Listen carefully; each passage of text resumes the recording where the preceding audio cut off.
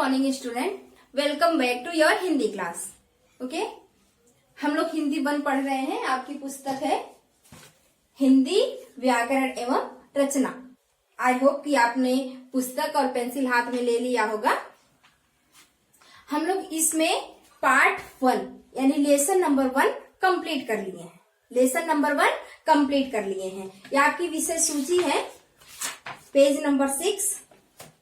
Page number 6 विषय सूची है। फर्स्ट टर्म में आपके 4 लेसन आने वाले हैं। वो आपको 4 लेसन पढ़ने हैं। पहला है भाषा एवं व्याकरण, दूसरा है वर्ण एवं मात्राएं, तीसरा है शब्द और वाक्य, चौथा है संज्ञा। ये 4 लेसन जो है आपके फर्स्ट टर्म के हैं और आपने इसमें लेसन 1 कंप्लीट कर लिया है। अब हम लोग जो पढ़ रहे हैं वो है पार्ट 2 लेसन 2 वर्ण एवं मात्राएं। वर्ण एवं मात्राएं में हम लोगों ने इसके पहले वाली वीडियो में अर्थात कल हम लोगों ने वर्ण के बारे में पढ़ लिया कि वर्ण किसे कहते हैं, वर्ण के कितने भेद होते हैं, अयोगवाह किसे कहते हैं, संयुक्त व्यंजन किसे कहते हैं, इन सबको हमने पढ़ लिया है। ठीक है, जैसे वर्ण आपने पढ़ा कि ये जो स्वर हैं, वर्ण के भेद में स्वर आते हैं, व्यंजन आते हैं। हिंदी में स्वर कितने होते हैं? 11 होते हैं। और व्यंजन कितने होते हैं? 33 होते हैं। अर्थात जो स्वर की संख्या है वो 11 है और जो व्यंजन की संख्या है वो 33। टोटल वर्ड हम लोगों ने पढ़ लिया 44। पढ़ लिया हम लोगों ने 44 वर्ड को, यानी ये स्वर और दूसरा व्यंजन। पहला हम लोगों ने स्वर पढ़ लिया और दूसरा पढ़ लिया व्यंजन। पढ़ लिया यहाँ तक। अब हमें पढ़ना है अयोगवाह। हाँ, अयोगवाह भी हम लोगों ने पढ़ लिया था। अयोगवाह में हम लोगों ने पढ़ा कि अयोगवाह 3 होते हैं, अनुस्वार, विसर्ग और अनुनासिक। ये भी हम लोगों ने पढ़ लिया। जैसे इससे हमने पढ़ा था गंगा, कंस, कंघा, प्रातः, अतः, नमः। ये विसर्ग है। विसर्ग जो है इसका जब हम उच्चारण करते हैं तो आधे ह के समान करते हैं, ये भी हम लोगों ने पढ़ लिया। अनुनासिक चंद्रबिंदी है जो मुख और नाक से ध्वनि निकलकर प्रयोग की जाती है। जैसे 5 है, 7 है, 7 नहीं है, जैसे 5 है, चांद है, सांप है। ठीक है, इसको भी हम लोगों ने पढ़ लिया। अर्थात हम लोगों ने अयोगवाह कंप्लीट कर लिया। हमने जो पढ़ा वो हमारा था, इसके पहले वाली वीडियो में ही हम लोगों ने पढ़ लिया, वो संयुक्त व्यंजन। संयुक्त व्यंजन भी हम लोगों ने पढ़ लिया, जिसकी संख्या कितनी होती है? 4। संख्या कितनी होती है? 4। वो 4 कौन कौन से हैं? छ, त्र, ज्ञ और स्र। ये भी हम लोगों ने कल ही कंप्लीट कर लिया था। ये छ, त्र, ज्ञ। संयुक्त व्यंजन वे व्यंजन होते हैं जो 2 व्यंजनों के योग से बनते हैं।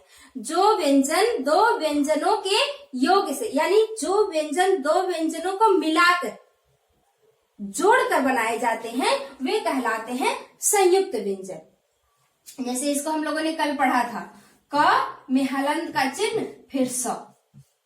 पढ़ा था ना हम लोगों ने इसको। क्या बन गया था? ये छ बन गया था। इसको हम लोगों ने कल ही पढ़ लिया था। अब हम लोग जो पढ़ेंगे वो व्यंजन है क्या? उच्छिप्त व्यंजन। कौन सा व्यंजन है? उच्छिप्त व्यंजन। आज का जो हमारा टॉपिक है, जो हम पढ़ने जा रहे हैं, वो पढ़ने जा रहे हैं उच्छिप्त व्यंजन। कौन से व्यंजन? उच्छिप्त व्यंजन। ठीक है बेटा, देखिए आप लोग पेज नंबर 8 ओपन कर लीजिए। Page number 12। Page number 12। Page number 12 में आपने देखा कि 2 व्यंजनों के योग से बनाए जा रहे हैं। उसके बाद है उच्छिप्त व्यंजन 13 पर। ठीक है, उच्छिप्त व्यंजन। उच्छिप्त व्यंजन। ठीक है, ये जो व्यंजन होते हैं इसको आप नव विकसित व्यंजन भी कहते हैं। नव विकसित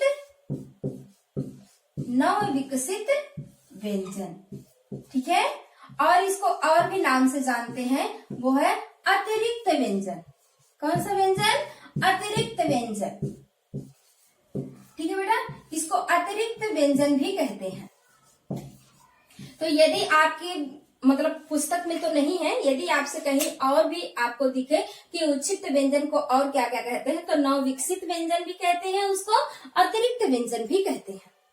ठीक है, तो जो वो उच्छिष्ट व्यंजन है उनको हिंदी में आवश्यकता उनकी पड़ी, और वो व्यंजन पहले से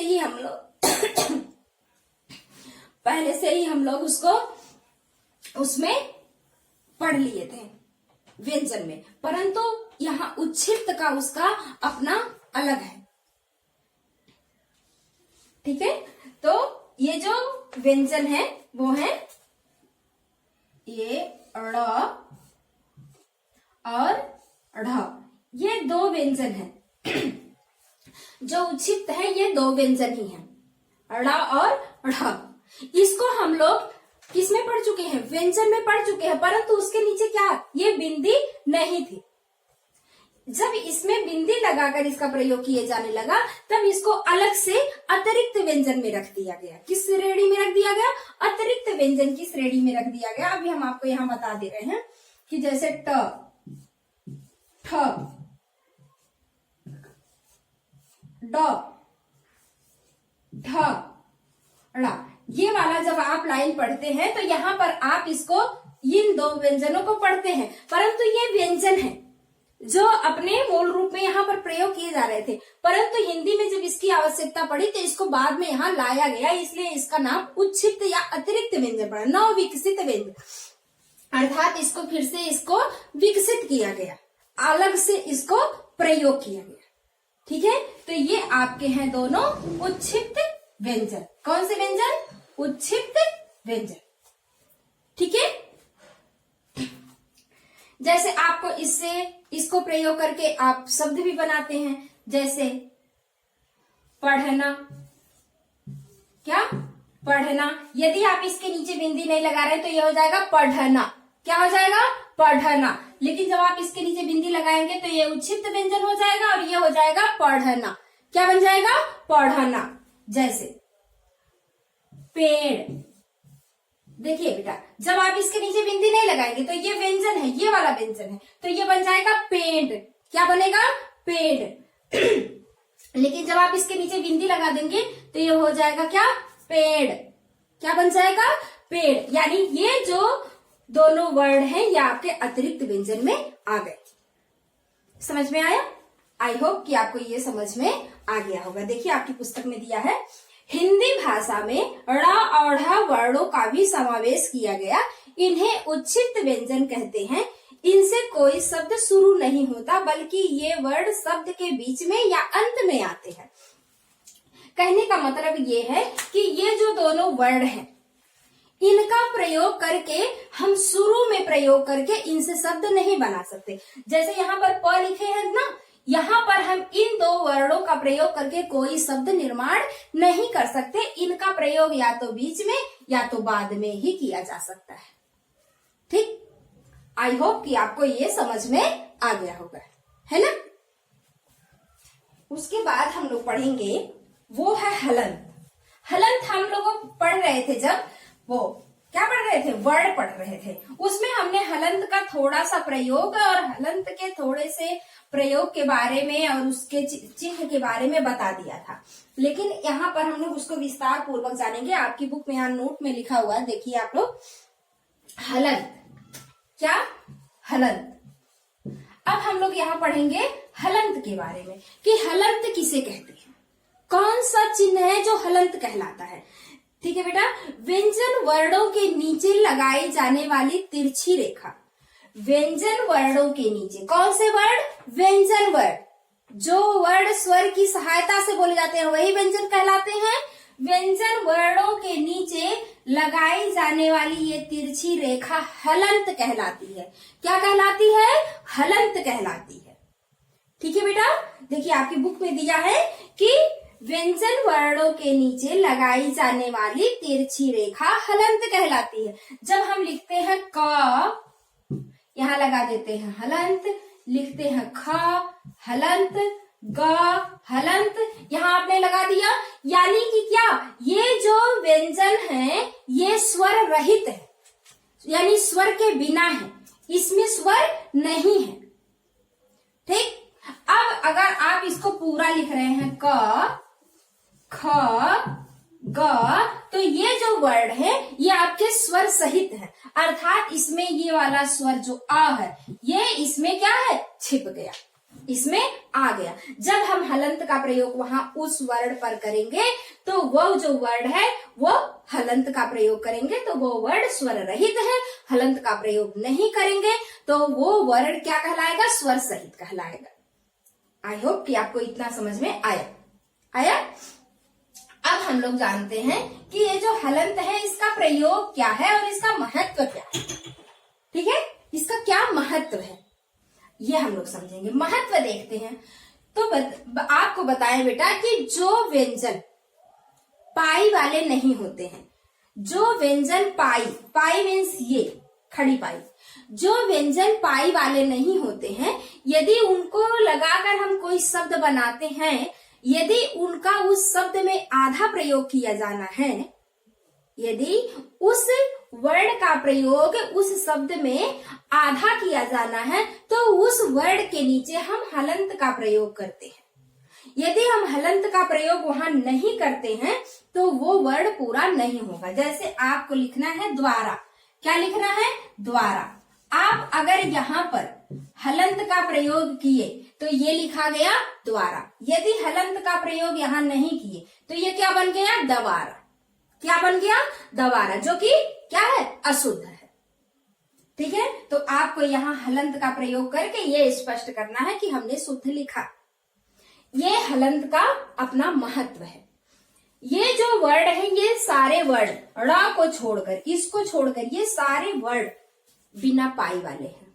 क्या है, बिना पाई वाले। ठीक है, अब आपको बताएं कि पाई जिस व्यंजन में, देखिए इसमें इसको आधा लिखने के लिए आप क्या करेंगे, ये हटा देंगे, है ना। इसको आधा लिखने के लिए आप ये हटा देंगे, इसको आधा लिखने के लिए आप ये हटा देंगे, है ना। आपने क्या किया कि आधा लिखने के लिए आपने इस वर्ड को आधा लिख दिया, परंतु क्या आप इसको आधा लिख सकते हैं, ऐसे नहीं लिख सकते। ऐसे लिख सकते हैं, नहीं लिख सकते। ऐसे इसको लिख सकते हैं, नहीं लिख सकते। अर्थात जो आपके पाई वाले व्यंजन हैं उन्हीं को आधा लिखने के लिए वहां से पाई हटाते हैं। जो व्यंजन बिना पाई वाले हैं उनको यदि आधा लिखना है तो आपको उसके नीचे हलंत का प्रयोग करना पड़ेगा। आई होप कि आपको ये समझ में आया होगा कि हलंत का प्रयोग और उसका इसमें हिंदी में क्या महत्व है ना। अब हम लोग जानते हैं र के बारे में। र पिछली कक्षाओं में हम लोग पढ़ चुके हैं कि र जो है र इसका प्रयोग किस किस तरह पे, कहां पे, कैसे कैसे हम लोग करते हैं। ठीक, र का प्रयोग, ऊ का प्रयोग, र में ऊ का प्रयोग हम कहाँ करते हैं, र में ऊ का प्रयोग हम कहाँ करते हैं। देखिए ये र है, इसमें ऊ का मात्रा लगाना है तो हम इसकी मात्रा प्रयोग बीच में करते हैं। ये छोटा ऊ की मात्रा, ये बड़ा ऊ की मात्रा। लेकिन अभी हम लोग जो पढ़ रहे हैं वो र का प्रयोग पढ़ रहे हैं कि हम लोग र का प्रयोग किस किस तरीके से कर रहे हैं। ठीक है, तो र का प्रयोग हम 3 तरीके से करते हैं। रेफ, रेफ, पदेन, पदेन। ठीक है, ये जो रेफ है ये ऊपर की तरफ लगाया जाता है, ये जो पदेन है ये नीचे की तरफ। अभी आपने पढ़ा हलंत, हलंत ऐसे लगाया जाता है जो आपका बाएं से दाएं यानी लेफ्ट से राइट आ रहा है, लेकिन आपका जो र है इसका प्रयोग यदि आप कर रहे हैं तो ये राइट से लेफ्ट आ रहा है। इसको आप ध्यान रखेंगे, है ना बेटा। उसके बाद है पदेन, ये इसका आप प्रयोग करते हैं। और ये है र का प्रयोग 3 रूप में। देखिए आपकी पुस्तक में दिया है, पिछली कक्षा में र में ऊ तथा ऊ की मात्रा के बारे में बताया गया था। र को 3 अलग अलग रूपों में भी लिखा जा सकता है। यहाँ पर मैंने बताया कि र में ऊ की मात्रा कैसे लगेगी। ठीक है, ये छोटा ऊ है और ये बड़ा ऊ है। इसको हम लोगों ने समझ लिया कि र में ऊ की मात्रा का प्रयोग हम कैसे करेंगे। लेकिन यहाँ पर हम लोग जो पढ़ रहे हैं वो र का 3 तरीके से और प्रयोग करना हम लोग पढ़ रहे हैं। जैसे आप लिखते हैं धर्म, क्या लिखते हैं, धर्म, ऊपर लगा देते हैं, ये कौन सा र वो कहलाएगा, वो कहलाएगा रेफ। क्या कहलाएगा, देखिए रेफ यहाँ लिखा हुआ है, रेफ के रूप में, ठीक। उसके बाद है पदेन, जैसे आपको लिखना है प्रेम, प्रेम में आप क्या किए, यहाँ पर जो र का प्रयोग किए वो पदेन का है। पदेन मीन्स पैर के नीचे, पैर, पद मीन्स पैर होता है और उसके पास जो चिन्ह लगाए गए। आई होप कि आपको समझ में आ रहा होगा। उसके बाद है पदेन, ये जैसे आप लिखते हैं ट्रक, क्या लिखते हैं, ट्रक, ये भी आपके क्या है, र का प्रयोग है कि र की जो मात्रा है या र जो है उसका प्रयोग हम किस किस तरीके से कर रहे हैं। ये उसकी मात्रा नहीं है क्योंकit मात्राएं तो केवल स्वर की होती हैं, परंतु ये वो जो र है उसका प्रयोग है। समझ में आया, ठीक है। अब हम लोग पढ़ेंगे बेटा वो है मात्राएं। क्या पढ़ेंगे, मात्राएं, जो हमारे लेसन का नाम है। वर्ड पढ़ लिया, अब हम लोग पढ़ेंगे क्या, मात्राएं। मात्रा के बारे में अब लोग हम लोग पढ़ेंगे, ठीक।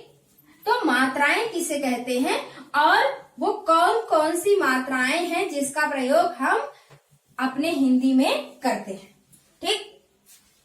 मात्राएं,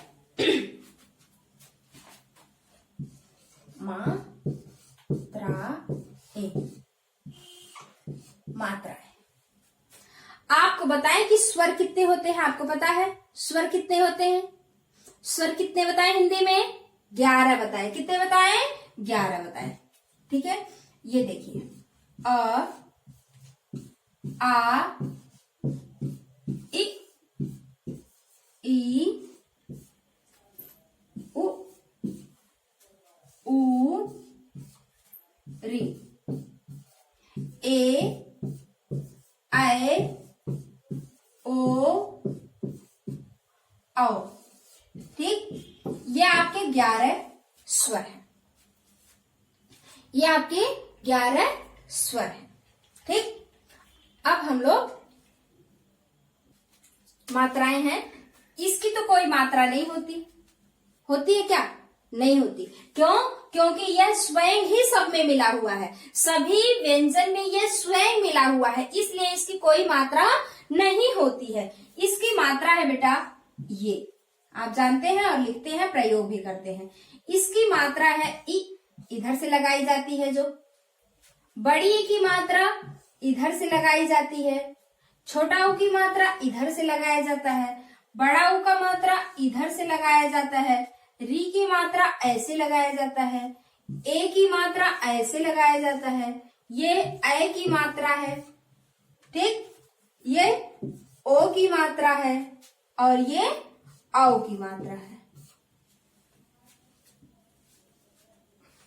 देखिए आपको ये समझ में आ रहा होगा कि जब हम स्वर के साथ ही व्यंजन का प्रयोग करते हैं और ये स्वर हमेशा मिला होता है, जब हम इसको छोड़कर और स्वरों का प्रयोग व्यंजन के साथ करते हैं तो क्या करते हैं कि उसकी मात्राओं के रूप में उसका प्रयोग करते हैं। किसके रूप में, उसकी मात्राओं के रूप में उसका प्रयोग करते हैं, क्योंकि ये जो व्यंजन स्वर है इनको हम व्यंजन में ऐसे ही नहीं मिला सकते, इसको मिलाने के लिए हमें इसकी मात्रा का प्रयोग करना पड़ेगा, ठीक। जैसे यदि हम एक वर्ड को लिखकर इन सभी मात्राओं का प्रयोग करना बता रहे हैं यहां पर, ठीक है, और वो है क। जैसे क में अ है, ये तो अ छिपा है, उसके बाद है का, की, कु, कू, क्री, ठीक। उसके बाद है के, उसके बाद है आपका, यहां तो आ नहीं रहा है, चलिए यहां लिख देते हैं के, उसके बाद है कै, को, कौ। अब आप जो आगत वर्ण और पढ़े थे, कौन से वर्ण, आगत, सॉरी आगत कह रहे हैं, अयोगवा। क्या पढ़े थे? अयोगवा। वो पढ़े थे अंग और आह, अंग और आह। इनकी भी जो दो मात्राएं हम लोगों ने पढ़ा है, अनुस्वार और विसर्ग, उसको भी हम यहीं लिखते हैं। ठीक है, जैसे कंग क, ठीक कर का की कु कु क्री के कै को कौ कंग क। ठीक, इसको हम लोग, ये जो मात्राएं हैं, इसको हम लोग किसी भी व्यंजन में मिलाकर उससे शब्द बना सकते हैं, और हम लोग इससे बनाते भी हैं। जैसे आपको लिखना है, क्या लिखना है? काम। काम छोड़िए, क्योंकि क का प्रयोग तो आप यहाँ देख ही चुके हैं कि क में आ की मात्रा लग।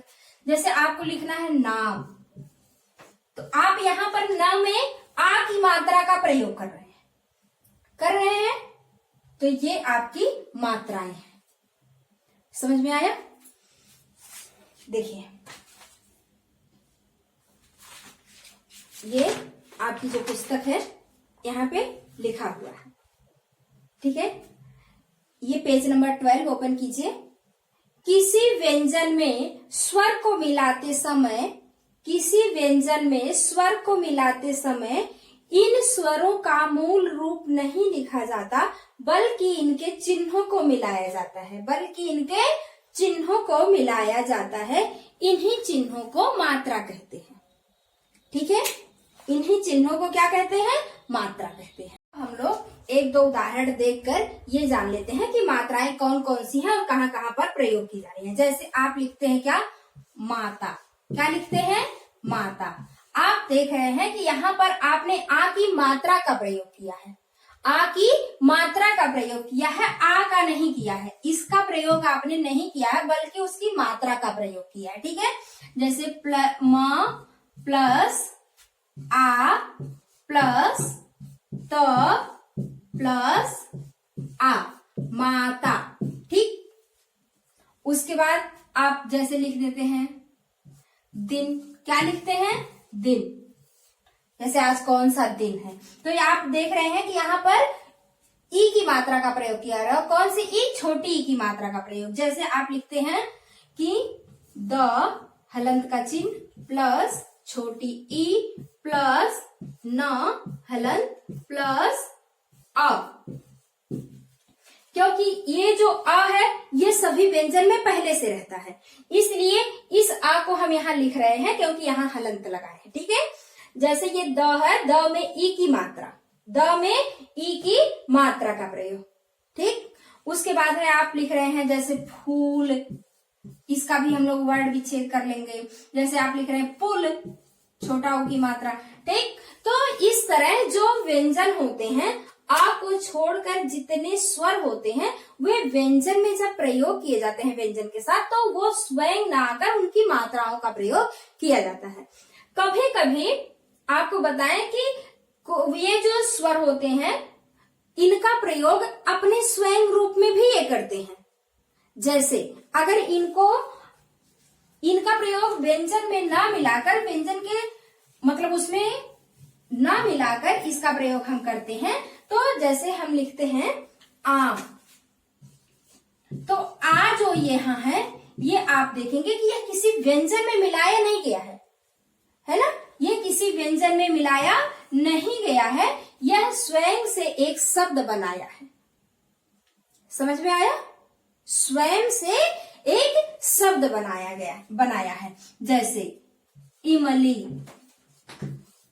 ये क्या किया है? यह इसमें मिला नहीं है, यह स्वयं एक शब्द बनाया। आई होप कि आपको ये जो स्वर हैं, इनकी मात्राएं और इनका स्वयं का प्रयोग समझ में आया होगा। आ गया बेटा? यस। ठीक,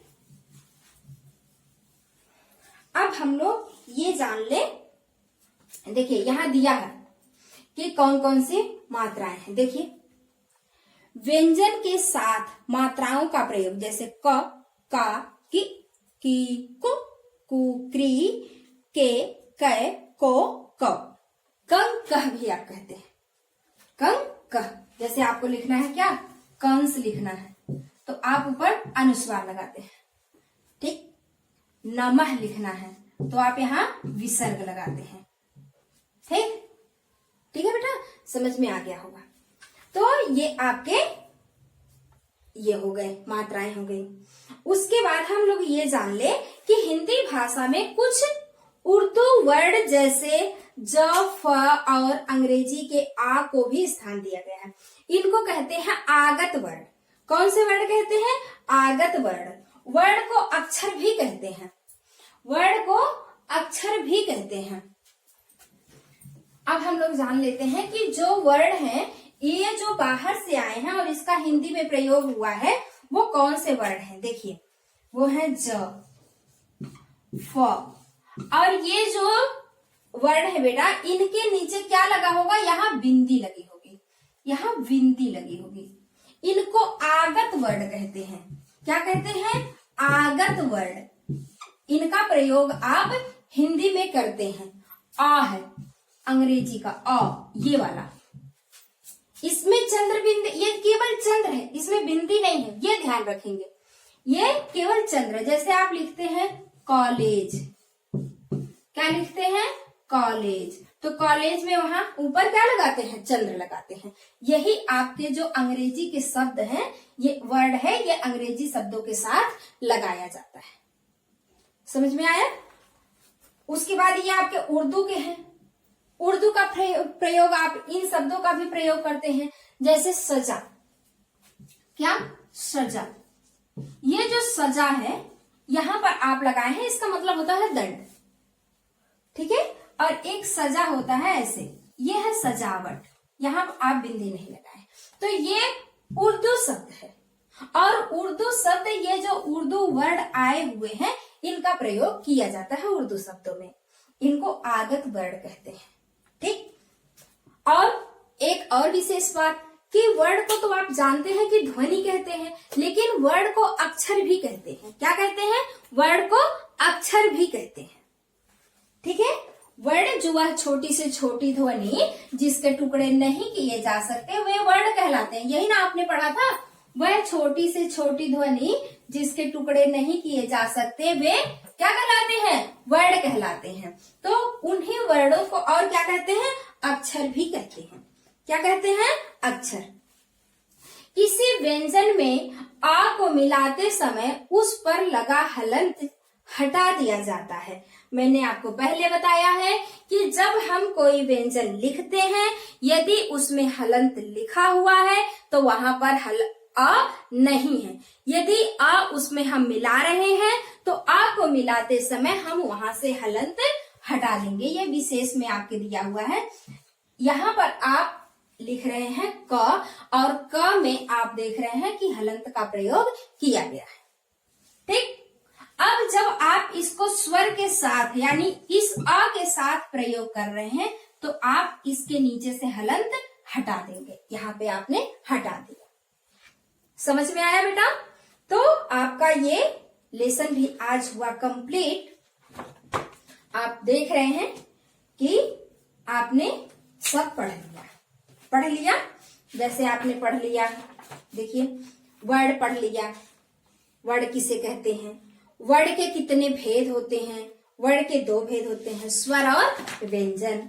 अयोग वाह पढ़ लिए, है ना? संयुक्त व्यंजन पढ़ लिए, उच्छिष्ट व्यंजन पढ़ लिए, मात्राएं पढ़ लिए, और आपने स्वर का अपना मूल रूप भी पढ़ लिया कि वह कैसे प्रयोग किया जाता है। विशेष बातें भी पढ़ ली। इसमें जो बुक एक्सरसाइज है इसको भी हम लोग कंप्लीट करेंगे। ठीक है? बुक एक्सरसाइज आप होमवर्क में आपको दिए जाएंगे, और ये जो क्वेश्चन आंसर है ये आपके स्कूल के वेबसाइट पर लिखकर आपको दे दिए जाएंगे। आप लोग इसको अपनी कॉपी में पाठ नंबर 2 डालकर, जैसे हमने बताया था लिखने का तरीका कि आपकी कॉपी है, कॉपी में आप पहले ऊपर में यहाँ पहले लेफ्ट साइड में डेट लिखेंगे, डेट के बाद आप पाठ लिखेंगे, पाठ के बाद आप उसका नाम लिखेंगे, 2 लाइन छोड़कर प्रश्न उत्तर लिखेंगे, और या तो दिए गए प्रश्नों के उत्तर लिखिए, ये लाइन पूरी लिखेंगे। उसके बाद आप क्वेश्चन नंबर 1 लिखेंगे, क्वेश्चन नंबर 1 के बाद उसका आंसर लिखेंगे। आंसर और क्वेश्चन दोनों आपकी उसके स्कूल के वेबसाइट पर दे दिया गया है। ठीक है? बुक एक्सरसाइज में आपको बुक एक्सरसाइज 1, 2, 3 2 और 3 यहीं पे हम कराएंगे, ठीक है। और आपको जो होमवर्क में दिया जा रहा है वो है बेटा पाठ नंबर 12, पाठ नंबर 12 ये आपका होमवर्क है, आप ध्यान दीजिए इसको। पाठ 12 मैं आपको बता रही हूँ, पेज नंबर भी बता रही हूँ, ठीक। पाठ 12 ये पेज नंबर 50 पेज नंबर 50 आप ओपन करेंगे। विलोम शब्द लिखा है, क्या लिखा है?